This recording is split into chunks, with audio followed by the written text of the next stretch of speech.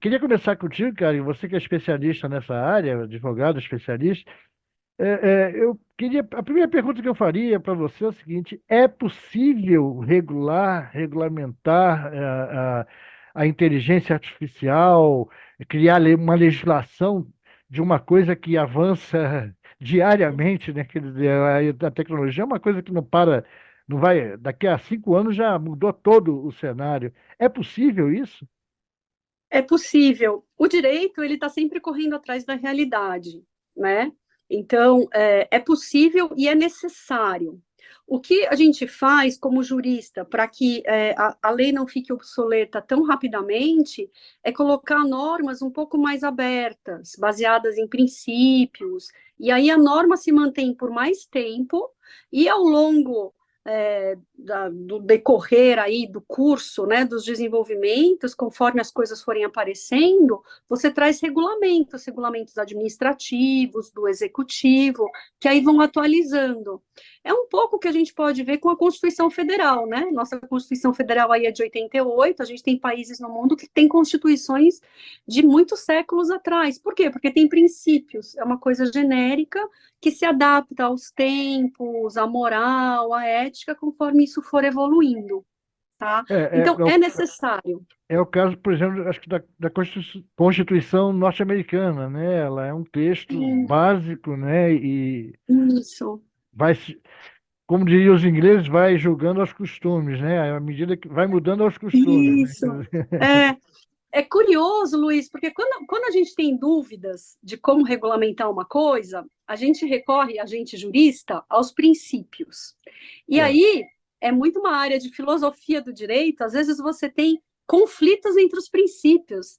Então, o que é mais importante? O direito à informação e à cultura na sociedade ou o direito à privacidade, ou até a propriedade intelectual daquilo que eu fiz, né? O meu direito exclusivo porque eu que criei aquilo. Puxa, mas olha a cultura, você vai deixar o seu romance, a sua novela ali fechada, ninguém vai poder ler, ou a imprensa não vai poder reproduzir, né? São conflitos entre princípios. E aí cabe aos tribunais, ao Supremo, julgar qual o princípio mais importante naquele caso concreto, mas os princípios são necessários. E no caso de inteligência artificial, a gente tem alguns princípios bem interessantes. Por exemplo, o princípio da explicabilidade, a capacidade de você conseguir explicar como que aquele sistema conseguiu chegar naquele resultado.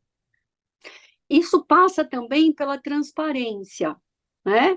Então, por exemplo, puxa, de repente saiu algo que viola a ordem, né, os bons costumes. Como que isso chegou aqui, né?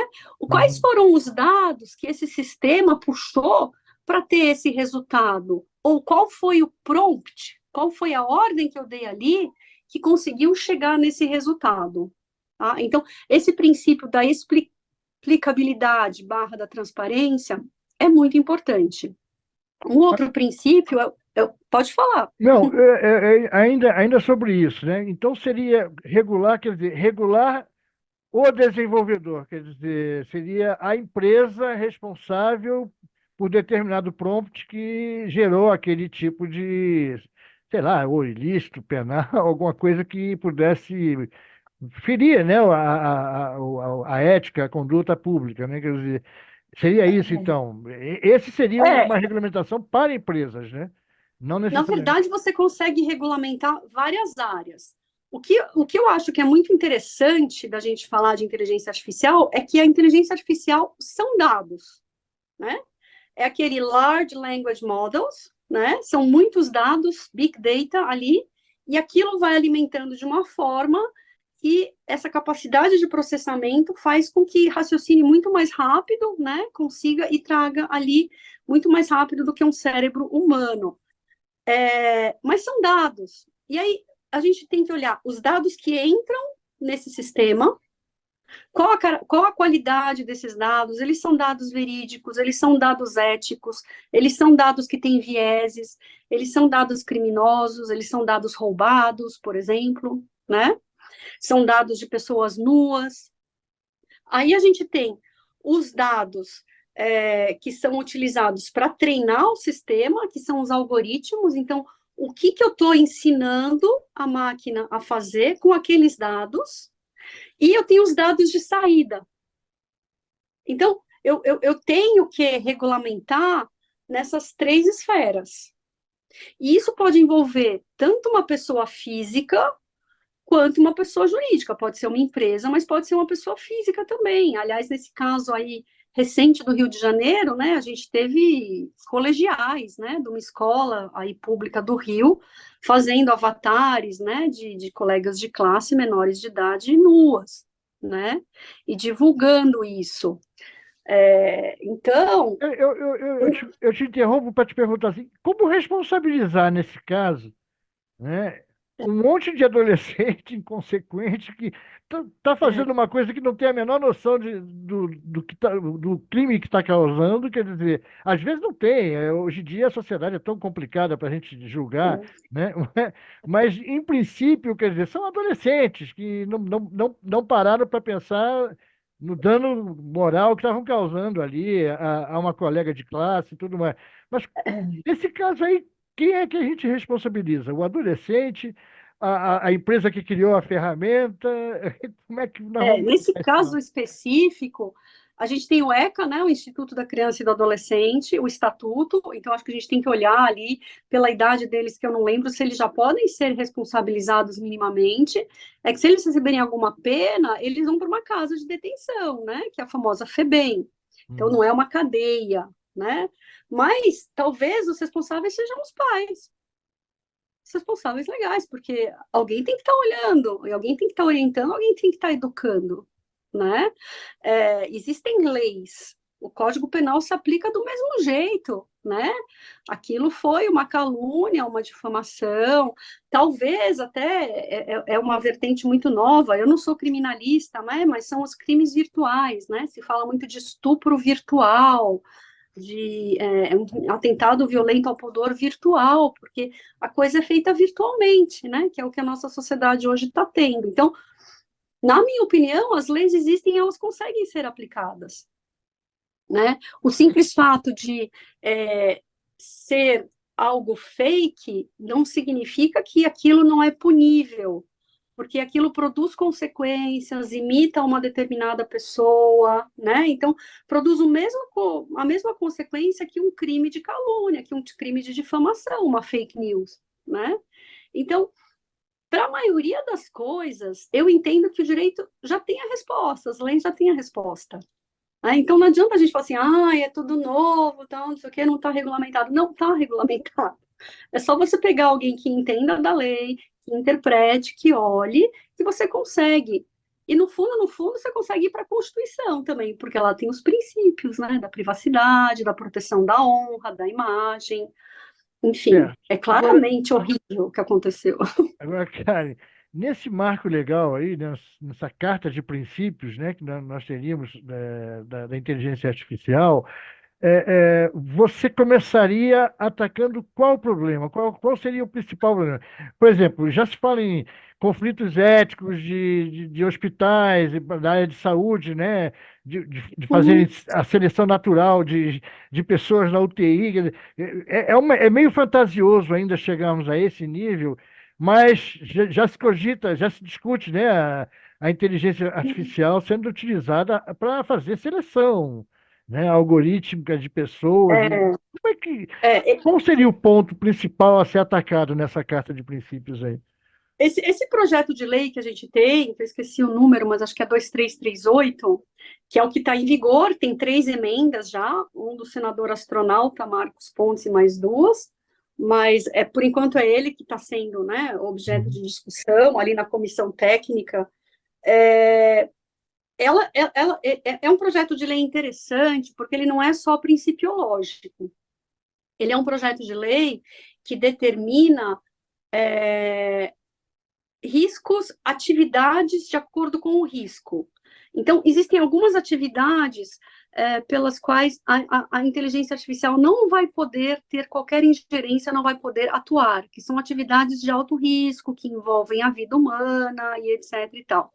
Existem outras atividades que têm um risco um pouco menor, mas ainda assim alto, nos quais os sistemas de inteligência humana podem atuar, mas aí você tem um nível de responsabilidade diferente, seria uma responsabilidade que a gente chama objetiva, como no Código de Defesa do Consumidor, né? Então você não precisa, a vítima não precisa comprovar o dano. O simples fato de eu exercer aquela atividade é uma atividade de risco e eu me responsabilizo. E existem atividades que são menos, expõem menos a risco, e aí então a responsabilidade seria com base na culpa comprovada, mas você tem a inversão do ônus da prova para empresa, para pessoa jurídica. Então, é muito inteligente o nosso projeto de lei. Eu gosto desse projeto de lei que está aí, porque ele mistura as duas coisas.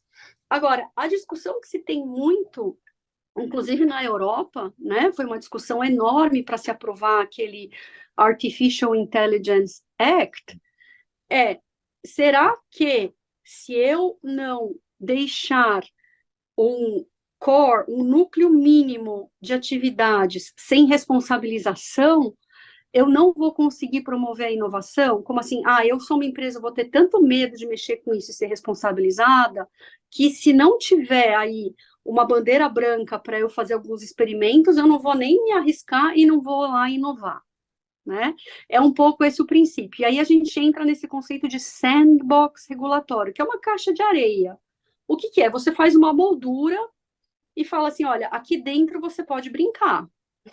Uhum, Aqui dentro, você não vai ser responsabilizado. Você pode fazer experimentos, você pode brincar. Se der ruim, não se preocupe. Nós, governo, nós, estados, nos responsabilizamos. Agora, passou daqui, não pode, né? Pois Acho é, legal essa. o sandbox regulatório, ele evita, por exemplo, a comercialização. Você pode inovar, você pode ali testar, você pode fazer, mas você não pode ultrapassar o limite da fronteira e passar a comercializar aquilo.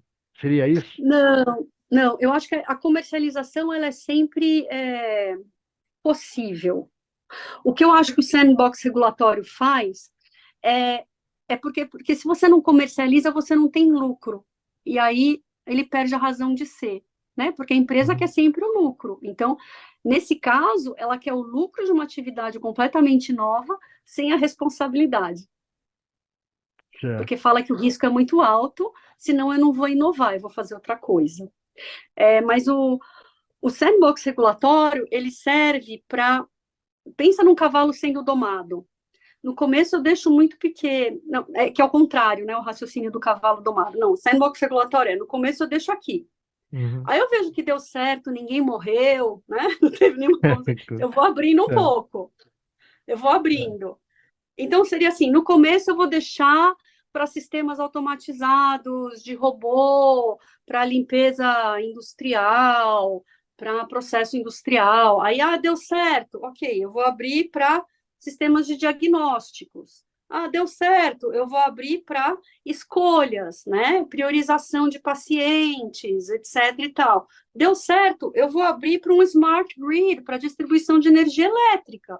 Vamos ver se não dá nenhum apagão, né? Deu É, certo, e é por aí, então, o que eu já ouvi soluindo assim as no atividades. mercado, desculpe interromper, mas o que eu já ouvi no mercado é assim, quando você pega a IA e passa para análise preditiva de alguma coisa, é aí que começa a dar ruim.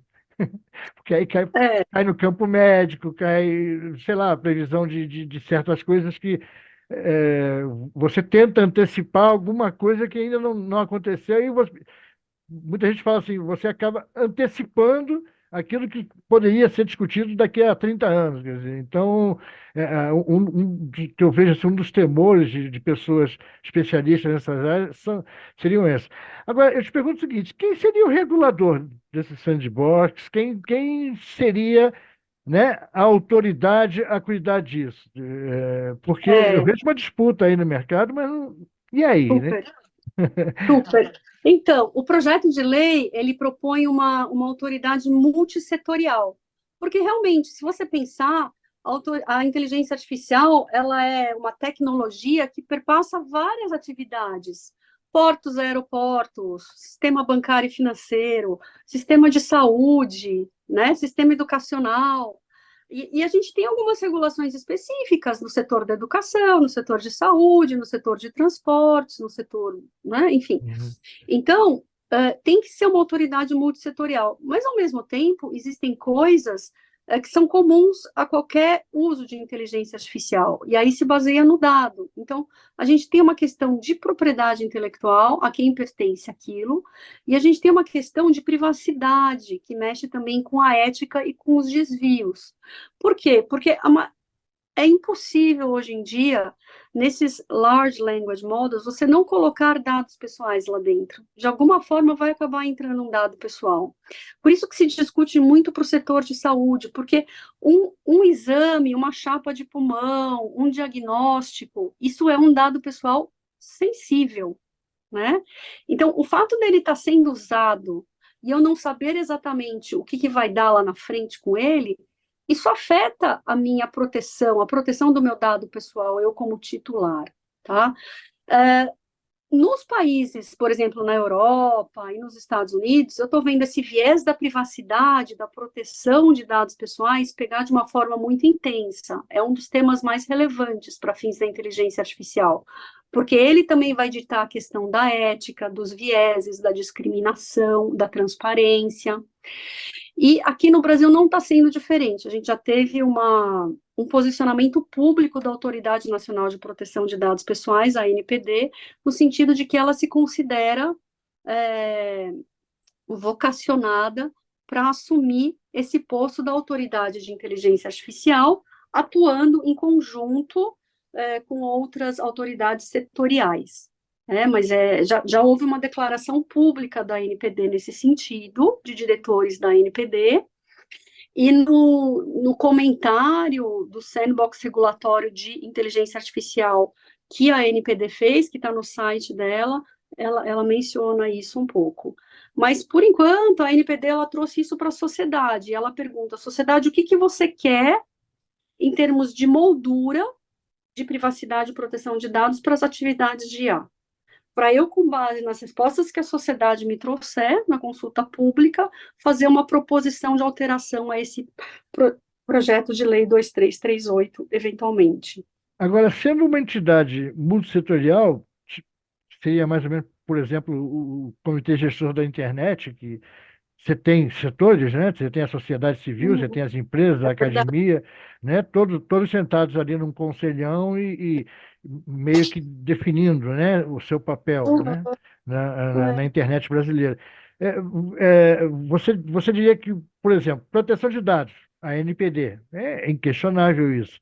Mas, sei lá, a Anatel também reivindica a participação dela, porque acha que isso, de alguma maneira, vai mexer com todo o mercado de internet, de Telecomunicação. telecomunicações, né? E muita coisa passa pelas redes de telecomunicações, quer dizer, então, é, como seria esse formato? Seria isso, então, a gente juntar a NPD, Anatel, aí chama a sociedade civil aí através de suas entidades aí, né? Direitos na rede, coalizão de direitos na rede. Seria isso? A academia também, É, né? então, Luiz, eu acho que isso funciona para um comitê, isso funciona para um conselho. A gente tem o Conselho Nacional de Proteção de Dados, que é um órgão consultivo da NPD, né? Que aí tem toda a Que representação não da anda, né? Mas sociedade. que não anda, Então, e infelizmente. ele não manda, É. exato. Eu acho que a autoridade é uma só. Uhum. E aí ela tem um conselho, do qual ela se socorre para tomar as decisões. Ou talvez a gente tenha um diretor-presidente e vários diretores de vários setores, e eles se alternando na presidência, da composição da diretoria. Acho Uhum. que são diversas formas que é possível se imaginar, né? Mas alguém vai ter que assumir, né? E alguém vai ter que mandar, com Pois é certeza. uma discussão que ficou para abril, quer dizer, não ficou claro até hoje ainda no Senado quem, quem vai ter a preponderância nesse assunto, quer dizer, né, se é governo, É, se é legislativo, quem é, vai, se a área jurídica, o judiciário também vai participar, quer dizer, não, não, não, eles não ficou muito prorrogaram, claro. né? É. Prorrogaram essa comissão técnica que fica analisando o projeto de lei até abril. Pois é. Essa comissão técnica ela foi criada justamente para promover mais discussões e para a gente analisar se essa proposta de regulamentação no Brasil, que traz os princípios, que traz os níveis de atividade, né, e o risco e essa forma de responsabilidade, se isso é adequado ou não. Mas eu também julgo que isso foi criado para o Brasil ter tempo de olhar para o resto do mundo e ver o que o resto do mundo está fazendo. É, Porque a gente tem respostas muito diferentes, dependendo da jurisdição. você está participando dessa discussão no Senado? Você tem acompanhado lá? O escritório de vocês acompanha? Como é que está sendo? Eu não estou representando especificamente nenhum grupo, nenhuma associação, eu acompanho porque eu lido com clientes nessas áreas. Eu atuo para algumas associações, mas não fazendo lobby ou indo lá no Congresso, nem nada, fazendo lobby entre aspas, né? Não, mas Eu eu participo, considero o sim. lobby, eu considero o lobby legítimo. Quando ele é oficial, eu acho ele legítimo. Também acho, como nos Estados Unidos, né? Desde que ele seja Exato. transparente, né? Tá tudo bem. Não, eu já Então, tive com uma comitiva de senadores, desculpe interromper, mas eu fui assessor do Sebrae há muitos anos atrás, e chegou uma comitiva de senadoras norte-americanas lá no Sebrae, e cada uma, Karen, foi se identificando. Eu sou a senadora fulano de tal, do estado fulano de tal, eu represento aqui as empresas do setor tal, o setor petroleiro, uau, nós ficamos olhando assim, e dizendo assim, se um senador aqui disser que setor que ele representa, ele está ralado, né? Ele, na mesma hora, vai apanhar da imprensa direto, né? Mas que loucura! Você vê que é parecido, mas não é tão parecido, né? não Daí é. o problema da gente ficar importando as coisas. É um inferno. Mas Mas eu veja, acompanho assim as consultas públicas da NPD, faço sugestões, participo. Assim, eu trabalho com direito digital, né? uhum. Então, o que envolver direito digital, eu estou aí. E Para as o, empresas, atualmente, o que que a gente está fazendo? Você tinha me perguntado isso. A pois gente é, está fazendo cartilhas de inteligência artificial ou políticas de inteligência artificial. A gente já tem vários clientes, inclusive aqui no escritório, a gente vai implementar o Copilot Edge, né? No escritório é só para o navegador, mas tem empresas maiores, tipo a Ambev, que já tá funcionando para tudo, para Word, para PowerPoint. Então, você digita uma coisa, sai uma apresentação PowerPoint em 5 minutos, né? E aí a gente precisa de políticas, né? E o que geralmente a gente põe nessas políticas, nessas cartilhas? A gente põe os princípios, a gente coloca algumas coisas a serem seguidas pelos colaboradores. Então, por exemplo, toda vez que você procurar, você pede para a ferramenta te dar também a fonte de onde ela tirou. Assim você consegue ir atrás e ver e verificar que não é uma invenção aquilo, né? Então, isso, assim, em algumas versões do Edge, isso já vem automático, ele já dá automático a fonte de eu, onde ele foi raspar, né? isso já deveria estar embutido, né, na ferramenta. O chat GPT já deveria dizer, olha, eu raspei aqui, eu fiz um compilado das seguintes informações, tais, tais, tais, tais, tais. Quer dizer, Qual que é o até você, problema disso, Luiz? né? O problema disso é propriedade intelectual, direitos autorais. Isso é um uso legítimo ou não? Eu teria que estar pagando para isso ou não? Quando começou essa história de clipping, há, sei lá, 10 anos atrás, eu trabalhava com PI já, me veio uma empresa e falou assim, eu sou especialista em clipping. Eu falei assim, legal, e como que funciona? Olha, eu pego aqui minha assinatura do valor digital, faço uma raspagem com o algoritmo, pego minha assinatura. Ah, tá, e essa assinatura é que tipo de assinatura? Ah, minha assinatura de estudante, pessoa física.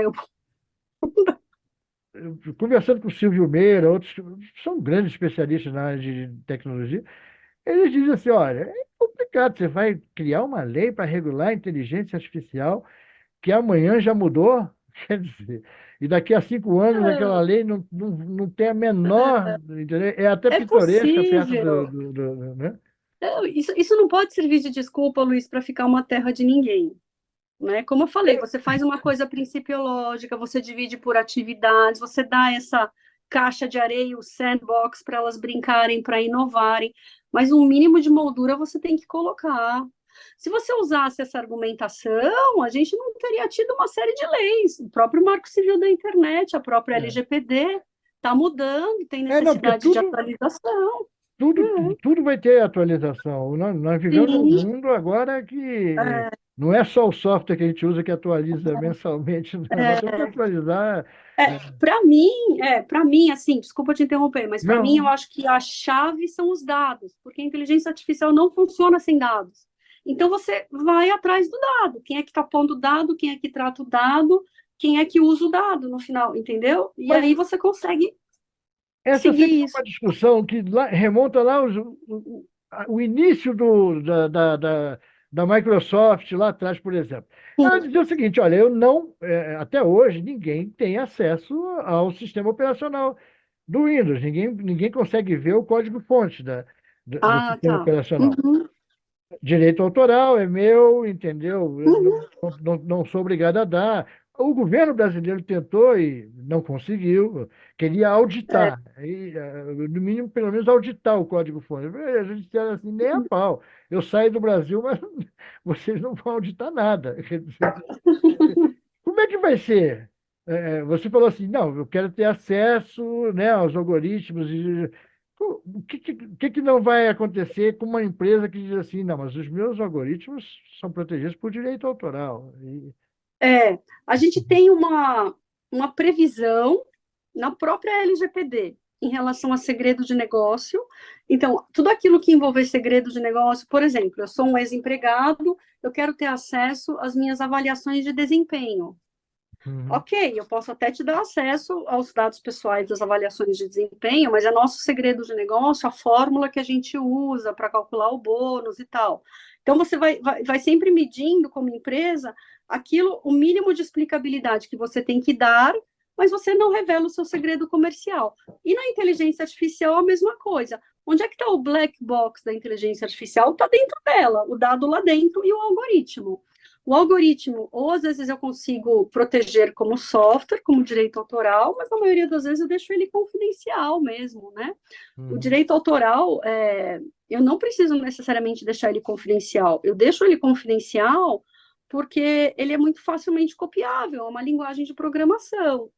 E eu não vou uhum. dar conta de ele ficar correndo atrás e mostrar, eu tenho a propriedade, pare de usar, eu tenho a propriedade, pare de usar, É muito né? trabalho, né? É um trabalho É muito hercúleo, porque trabalho. a hora que entra na... Mas o que eu preciso Uhum. na hora de ter uma violação, eu comprovar que há 10 anos atrás eu já tinha desenvolvido aquilo. Então você veio, você copiou de mim. Por isso que eu deposito no NPI o código-fonte e fica ali secreto esse código-fonte depositado no NPI. Uhum. Tá? Tá, É, é interessante isso, porque o que você falou assim, há 10 anos atrás, e de 10 anos atrás para cá, você vem, sei lá, monitorando todos os doentes de pulmão, todos os doentes entende? Você pode criar ó, uma série de instrumentos aí para depois você chegar no plano de saúde e dizer o seguinte, olha, eu tenho aqui uma relação, né?